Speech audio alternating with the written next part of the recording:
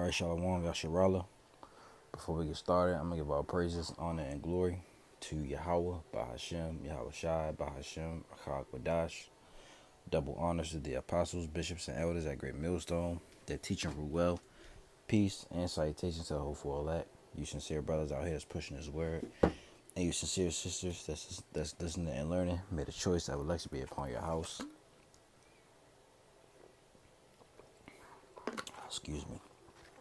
All right, we're back in another video. And I may make this into a news report. All right. But if you haven't, this is gonna be I may turn this to a news report. Just going to a little bit of going to the articles a little bit. All right, what's going on around the world and what's happening. All right, linking up with the scriptures. All right, and I'm pretty sure everybody heard. Most people heard of what's going on today. Let me see if I can find it. I believe it was yesterday, but it's still people still talking about it. The Iran's president Ibrahim Raisi killed in a helicopter crash, along with foreign minister. State media confirmed. So the president of Iran has been killed in a helicopter crash. And I want to see. Let's go to YouTube, because I did look at some on YouTube. Iran.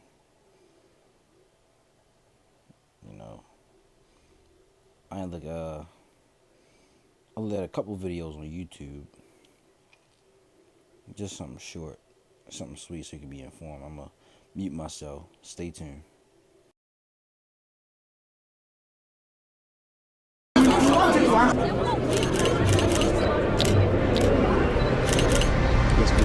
These are the images rocking the Middle East this morning. The charred remains of a helicopter, its tail partially intact. News that rescuers who took hours to reach the remote site found only wreckage and the bodies of the dead. Iran's hardline president and its foreign minister brought down by bad weather, an official said. The thick fog and mountainous terrain evident from the pictures of the urgent rescue effort. In the US, the Senate Majority Leader racing to signal an assessment that this was not part of a plot against Iran's leaders. I've just spoken to the intelligence authorities. At this point, there is no evidence of foul play. It looks like an accident. It's unfortunate news, this Iranian says in Tehran. It's a loss. We were at a loss anyway. This morning, countries close to Iran sending sympathy, including China, Russia, and others in the Middle East. Europe's message of condolence shorter. Amid prayers in Iran, Western capitals are watching warily. Ibrahim Raisi ran a government that launched missiles and drones at Israel just last month, and in 2022 brutally crushed protests over the death of a young woman, Mahsa Amini. This morning, leaders of Hamas adding their public prayers.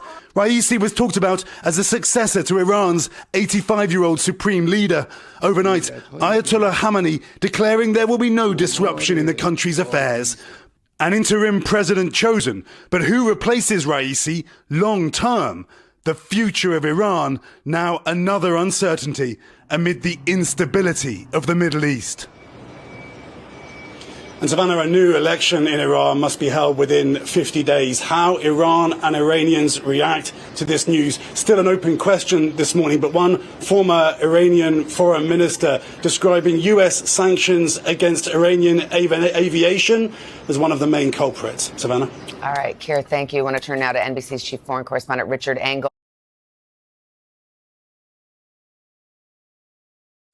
So you heard it, all right? Iran's president helicopter, and there was the prime minister was with him. Helicopter has crashed due to they say bad weather, but we were it could have been bad weather, but hey, it could have been also other things behind the scenes that we don't know about. You see, and some people are spectating. I'm not saying that it's true. People are spectating that Israel has something to do with it, because they were at war with each other, you see. So that's what people are spectating. I'm not saying that's true, but we will see, in the coming days, because if that is true, that could spark off a war. Let's get Matthew 24 and 6. It says, "And ye shall hear of wars and rumors of wars. Salakia. See that ye be not troubled, for all these things must come to pass, but the end is not yet. For nation shall rise against nation, and kingdom against kingdom. And there shall be famines and pestilences and earthquakes in divers places. All these are the beginning of sorrows." See that? So wars are, you know, well, we're hearing the wars, the rumors of wars and different stuff like that.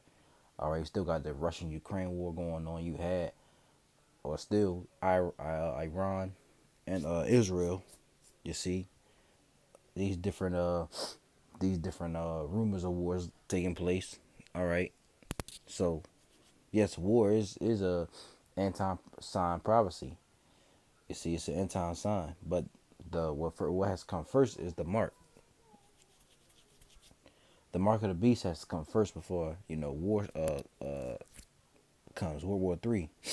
But let's read this. I'll read a little bit of this. I ain't gonna read the whole thing. It says Iran's President Ibrahim Raisi, along with the country's foreign minister and others, were found dead Monday morning, hours after their helicopter crashed in dense fog in the mountainous region of the country's northwest. State media reported. Raisi was 63. The crash comes at a hugely tumultuous time for the Middle East amid the Israel-Hamas war, during which Raisi, under Supreme Leader Ayatollah Ali Khamenei, so like I'm not really good with these names, launched an unprecedented drone and missile attack on Israel just last month. Under Raisi, Iran has enriched uranium closer than ever to weapons grade levels, further escalating tension with the West, as Tehran also supplied bomb-carrying drones to Russia for its war in Ukraine. So yeah, Russia and Iran are in league with each other. You get that Ezekiel 28, 38. Ezekiel 38. It's lucky allergies, man. Ezekiel 38. I ain't gonna read all of it, but let's restart at verse 1. And the Lord, and the word of the Lord Yahweh came unto me, saying, Son of man, set thy face against Gog, the land of Magog, the chief prince of Meshech and Tubal, and prophesy against him. You see? Salakia. And that's talking about Russia. All right? It's near it's the land of Russia. You see? And there are, who's in Russia right now was what's his name? Putin. All right. And if you go to like the elder Apostle Harbor on this out, I think it's let me see if I can find it.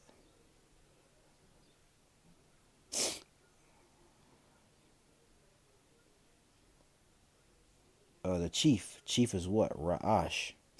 It's what? Head, top, summit, upper part, chief. All right.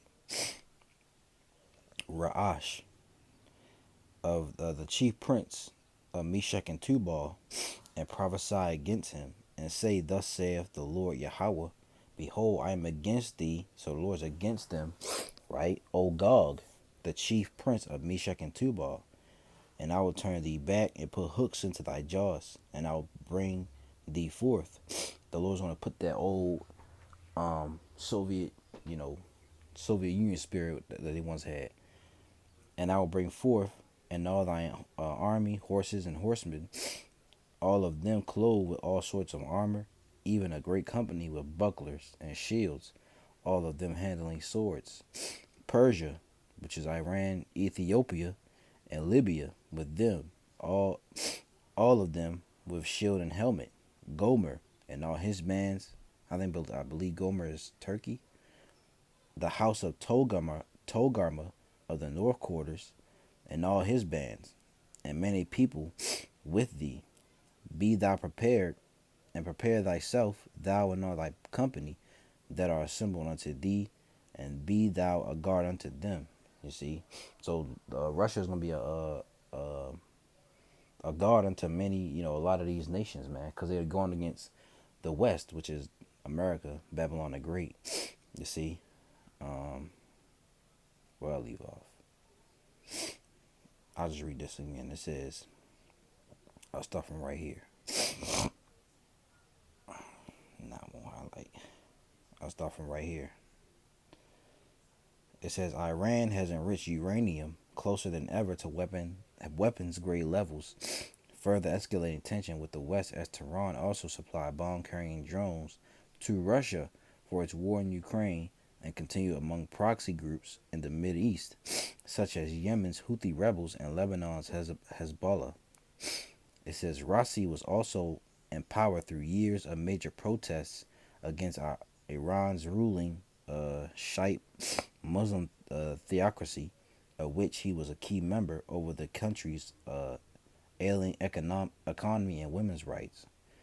All of those factors make the moment more sensitive for Tehran and the future of the country, but Iranians were quickly reassured that life will go on as it has by the country's real top power, supreme leader Ayatollah, I can't say his name, Ali Khamenei. It says under the Islamic Republic system of governance, the president and all other official reports to the real decision maker, Khamenei, who at 85 has ruled over the country since 1989. Man, ruling for a long time. But if you want to, you can read the rest of that. All right, I'm just get this other article about it over here. I think it's this one. Yeah, this is from End Time Headlines. It says, the death of Iranian President Ibrahim Raisi could thrust the Middle East into an all-out war. Now, this is somebody's opinion. It says, did we just witness a moment that will permanently alter history? As I write this article, the entire world is waiting for confirmation that Iranian President Ibrahim Raisi is either dead or alive. And we just read that he was confirmed dead, right? If it turns out that he is dead, that will be really bad news, because that could push the Middle East to the brink of an all-out war. No matter what actually happened, there is no way that you are going to be able to convince Iranian leaders that the U.S. and Israel were not responsible for bringing down the helicopter. See? People are speculating that somebody had something to do with this. The whore, all right, and the beast. You see, the U.S. and Israel were not responsible for bringing down the helicopter. Slovakia, were not responsible for bringing that helicopter down. And like I said, they say it was, end quote, bad weather, right? So let us hope that Raisi survives, because if he doesn't, the Iranians will be overwhelmed with emotion and will begin planning how to avenge the death of their president. Ultimately, this could have just been a tragic accident. Flying a very old helicopter while there is a heavy fog, and quote, in a very remote area surrounded by high mountains is never a good idea. And shortly after the helicopter went down, it was being reported that information coming from the crash site is very concerning. The lives of Iranian President Ibrahim Raisi and his foreign minister were feared to be in jeopardy after their helicopter crashed Sunday in the heavy fog in a mountainous area following a visit to the country's northwest border, prompting a massive search and rescue effort. We are still hopeful, but information coming from the crash site is very concerning, an official who spoke anonymously told Reuters. 3 helicopters were traveling in a convoy, and several of Iran's highest-ranking officials were inside one of them. The helicopter was one of a convoy of 3, and Foreign Minister Hossein, you see his name, Friday prayer, it says Friday prayer, Imam Syed Muhammad Ali al-Hashem and other high-ranking officials were also reportedly on board with the president. once Rasid's helicopter went down, the other two helicopters should have known exactly where it happened. You know, I'm pretty I'm pretty sure on helicopters they have detectors, right? They can't probably can't physically see anything, but they have a radar. So I'm pretty sure they could sense there's something coming. You see, but it says we are being told that the helicopter Rasid was on should have been able to send out a signal unless it had been completely destroyed. Helicopters used for high-ranking officials can send out their exact location in case of a crash, unless an explosion has disabled all onboard systems, including the emergency system. Iranian defense and security analyst Farzan Nademi told Iran Intel. It's possible that a bomb exploded inside, or due to pilot error and insufficient visibility, the helicopter might have collided with a rock or the top of a hill, resulting in its sudden destruction. That's what they say. Something is not adding up here, because for hours after the crash, it was reported that rescuers were having difficulty locating the crash site. Salakia. Details about the incident remain unclear, although reports indicated that the president's helicopter suffered a hard landing in foggy weather. As night fell, the search became even more difficult. According to the Iranian IRNA news agency, the helicopter crashed in a forest area between the villages of Pur Davud and Uzi in northwestern Iran.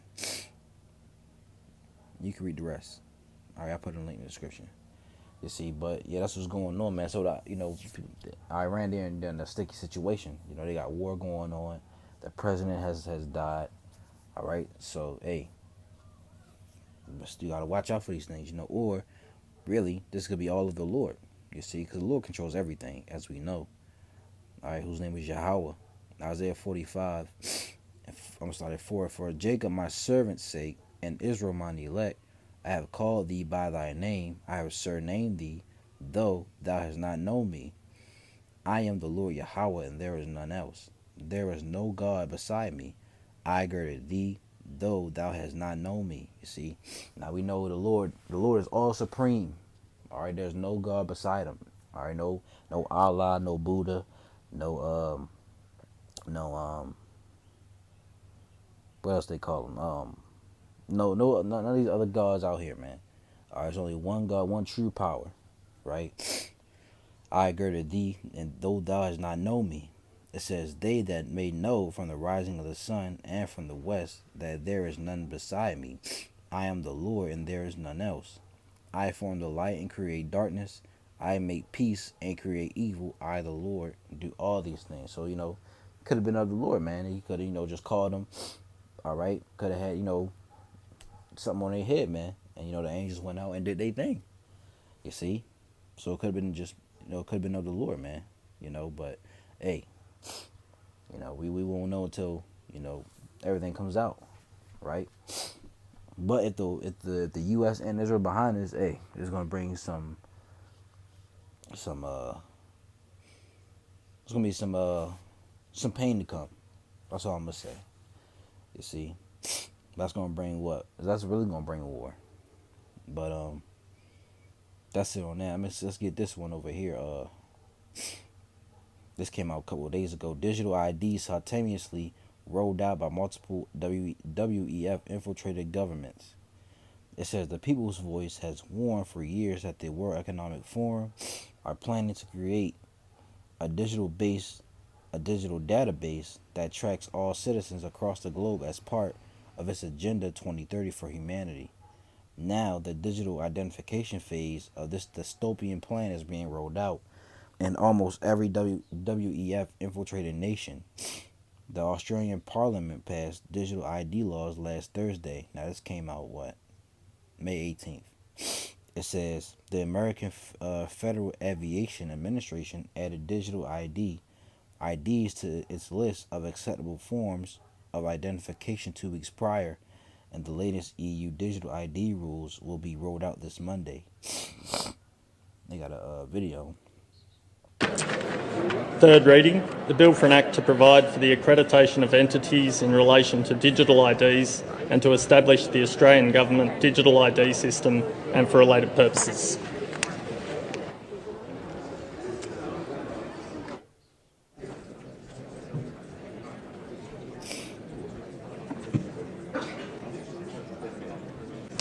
I have to report that the Digital ID Transitional and Consequential Provisions Bill 2023 has been fully considered by the Federation Chamber and has been agreed to without amendment. I present a certified copy of the bill.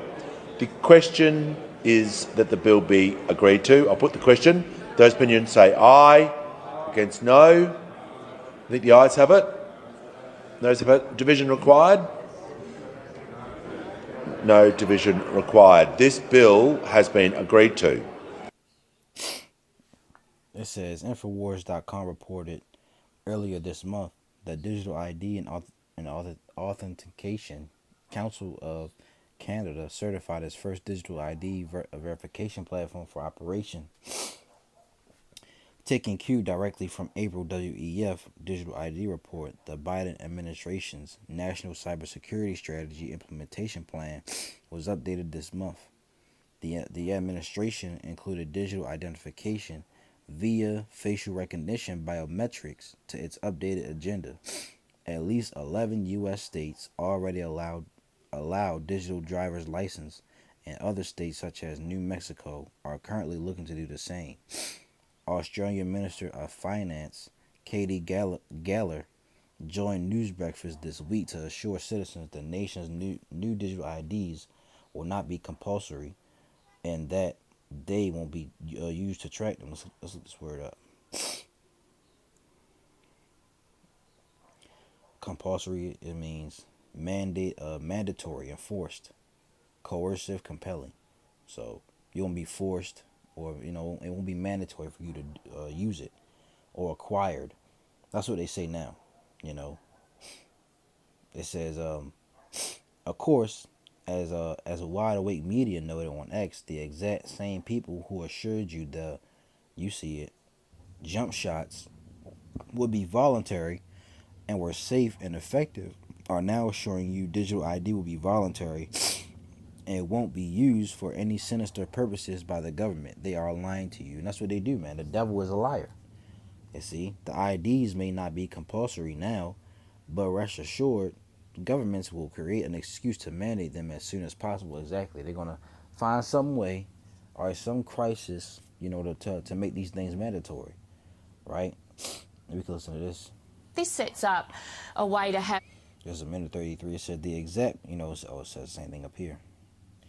Let's open this up. All right, listen in. I'm gonna mute it. I don't know if they... a digital ID that works across the economy. This sets up a way to have a digital ID that works across the economy. It's regulated, people who participate are accredited, and we have it enshrined in legislation. So those important privacy protections are enshrined in legislation, as is the fact that it's voluntary and that government services need to continue to be provided in a range of ways so that people who don't want a digital ID don't have to have one. The idea behind having it economy-wide is that, it's not only voluntary, but it's a secure way and a reduced way of providing a lot of documentation to a range of different businesses or governments. Okay, and you're guaranteeing that it's not going to be compulsory. You've used the word voluntary a few times there. Yeah, because I know there's a lot of myths out there about the digital ID, that it's, that it's somehow government tracking you or holding all this information about you, and it's none of those things, and that the information you provide can't be used for any other purpose. So I am really trying to say to people, if you don't want it, don't have one. If you do want it, and increasingly people are, we've got 10.5 million people with a MyGov ID in place already, it's there. And it's safe, and we will review it over time as well to make sure that we are ensuring that people's trust is maintained. But, a lot of people use it already. This is about enshrining it in legislation and hopefully providing people with a really convenient way of proving who they are without sharing all their information many, many times over. Okay. You know, they say that now, but like I said up here, they're gonna find a way to make it mandatory. You see? So Slovakia gotta.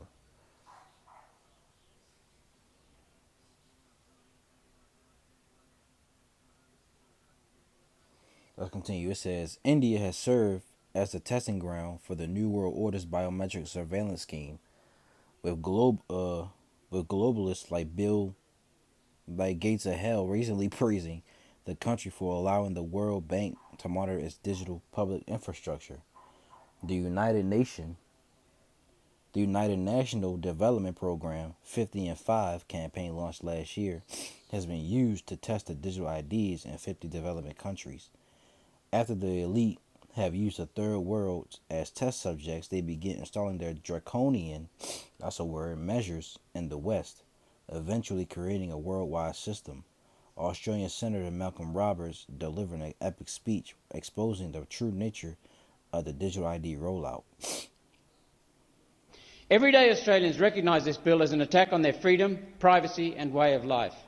The Brisbane rally in King George Square, in the heart of the Greens electorate of Brisbane, drew more than 1,000 everyday Australians. The crowd displayed a level of awareness of national and international issues that must be making those who mock One Nation nervous. The public are waking up to the plans successive Liberal and Labor governments have and that they're implementing to use Australia as a crash test dummy for the crony communist seizure of the wealth and human rights of everyday Australians. The purpose of which is to transfer even more wealth into the hands of the world's predatory billionaires, while using the Online Safety Act, Identity Verification Services Act, the Digital Identity Bill and the Misinformation and Disinformation Bill to identify, apprehend, punish and imprison anyone who resists this slide back into feudalism and serfdom. Free speech defends every other human right. The witnesses to the Digital Identity Bill inquiry included the Human Rights Commission, drew attention to the lack of privacy and human rights protections in the bill. The committee ignored the evidence before them and returned a glowing recommendation to pass the bill, a report likely authored in the bowels of Geneva or New York, with almost identical legislation appearing in other Western wealthy nations and at the same time. And then the bill passed through the Senate with debate guillotine. Not one word of debate to air Australians' views on this hideous, far-reaching bill. One Nation has a petition to immediately repeal this evil bill. So far, 70,000 Australians have signed. The Albanese government now needs to do something they have so far refused to do. Listen to the public, to the people. Repeal the Digital Identity Bill or take the whole serfdom agenda to an election and ask the Australian people, is this the future you want? Thank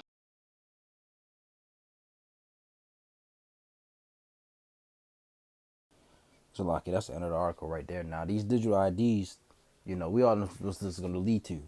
Now digital ID isn't the mark of the beast, but this will lead to that. You see why? Because these people want to control you. They want to track everything you do. And with the digital ID, they can do that. You see, they got a, I don't think it's not this one. I think it's Ezekiel 28. Yeah, Ezekiel 28. And one says, the word of the Lord Yahweh came again unto me, saying, Son of man, say unto the prince of Tyrus. Now the Bauta prince of Tyrus is who? The Edomites. Thus said the Lord Yahweh, because thy heart is lifted up, and thou hast said, I am a God. I sit in the seat of God in the midst of the seas. Who are the seas? The people. Our Revelation 16, I believe 15, verse 15 tells you that. Yet thou art a man and not God. Though thou set thine heart as the heart of God. Behold, thou art wiser than Daniel. There is no secret that they can hide from thee. You see, these people they're wise. They seek out a diligent search. You see, so they're not your average everyday Joe Schmo. You see, these people, the heart is deep with them. You see, they do a diligent search to seek out an evil plan. You see, let's just read this. All right, Revelation 13. This is what's going to lead to, man. All right, Revelation 13 and 16. It says, and he calls them all. Now you got camps out here, right? It's a lot. You had to move.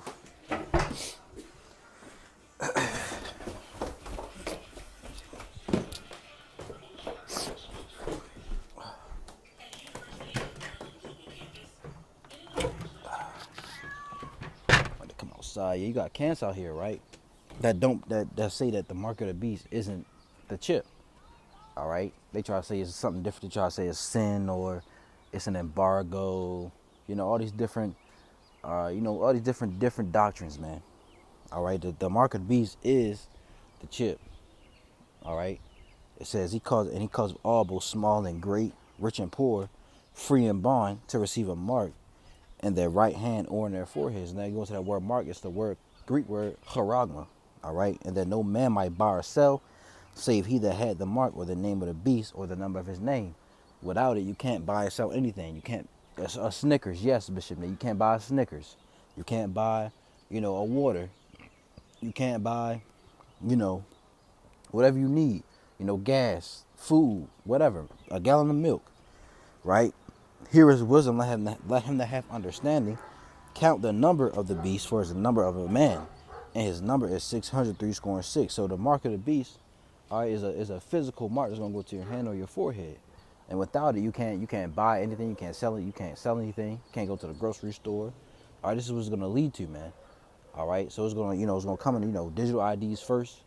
Then they're gonna have, after that, they're gonna move on to the actual mark to put it in your hand and your forehead so it can track and trace you. You see, the RFID chip, which stands for radio frequency identification, so GPS tracking. You see.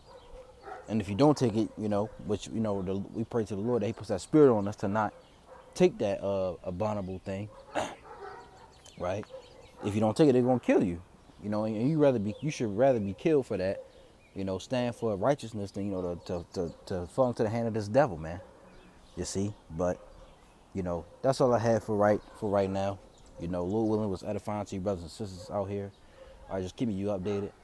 I'm going to give all praises, honor, and glory to Yahweh Baha Shalaki. I'm going to give all praise, honor, and glory to Yahweh Baha Shem, Yahweh Shai, Baha Shem, Rachak Wadash. Double honors to the apostles, elders, and bishops at Great Millstone that teach and rule well. Peace and salutations to the hopeful elect. You sincere brothers out here that's pushing this word, and you sincere sisters that's listening and learning. May the choice of election be upon your house. All right. Lord willing, edifying. To the next video. Shalom, Kwam, Yasharallah, Wa Ba Ba.